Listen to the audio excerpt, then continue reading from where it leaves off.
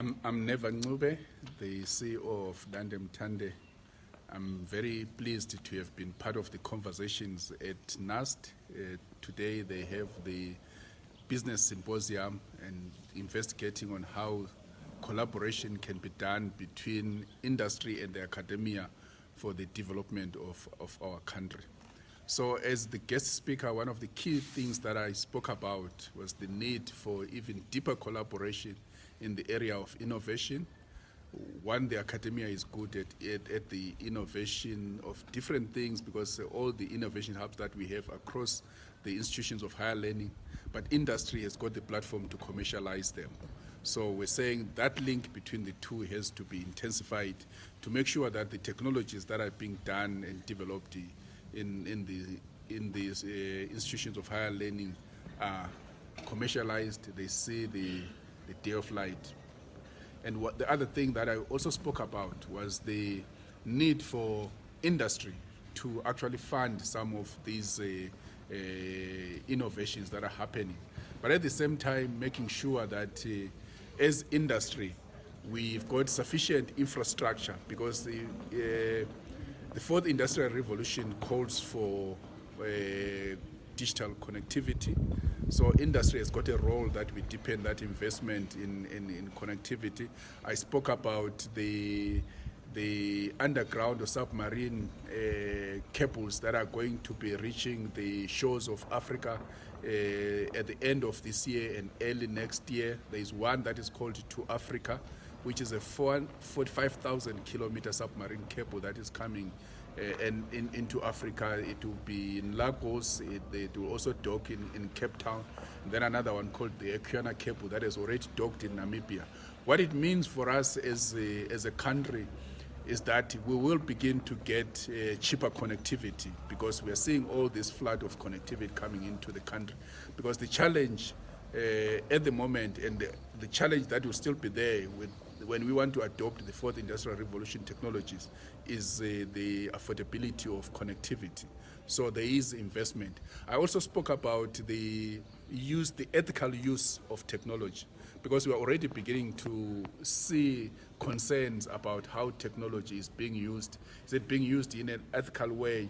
And therein comes the aspect of the Data Protection Act, that all of us have to play by the same rules and make sure that the privacy of our customers or patients, in case of doctors, is held in high esteem. So that's the other area that I spoke about.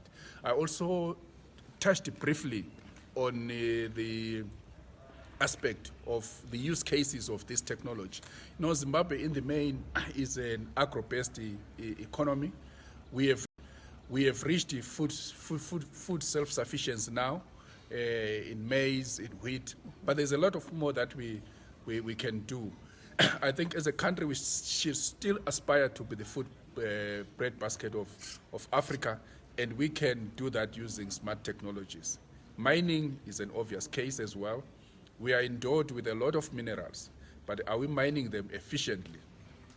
Are we making sure that health and safety is observed? And technology can help in both those areas in terms of efficiency in mining, enhancing productivity, but also safety in terms of the safety of the workers.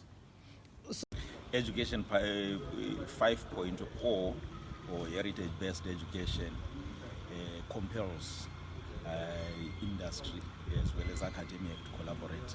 In fact, whatever innovations the universities come up with, they need to be commercialized in order for them to foster or national development. So therefore, that collaboration between industry and the academia is critical, which is exactly what NAST seeks to do in order for us to realize economic development.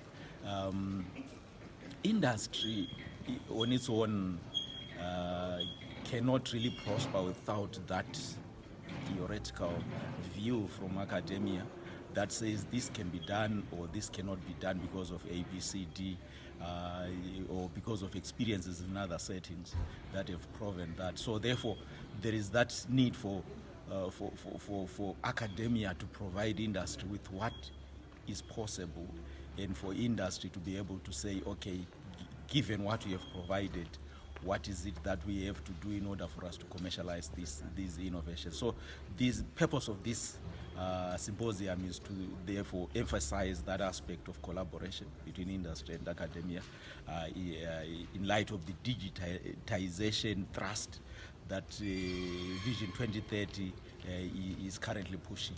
So coming from industry, we need to appreciate what academia is doing, and this is why we came to support this particular setting. And as the NAS Advisory Board, our role is really to keep that bridge between academia and the industry, and of course make sure that there is that continual conversations around what can move the country forward insofar as economic development and innovations are concerned. The usual elephant in the room is always resources.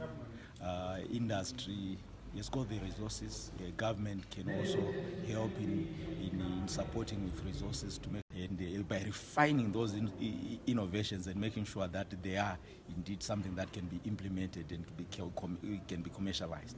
So that is the role of industry. As for government, is just to provide the right context, the right setting, the right environment to make sure that the regulatory environment is supportive of innovations, and therefore there is that ease of innovating as well as coming up with clever prototypes that can be commercialized. Thank you so much, Sebo.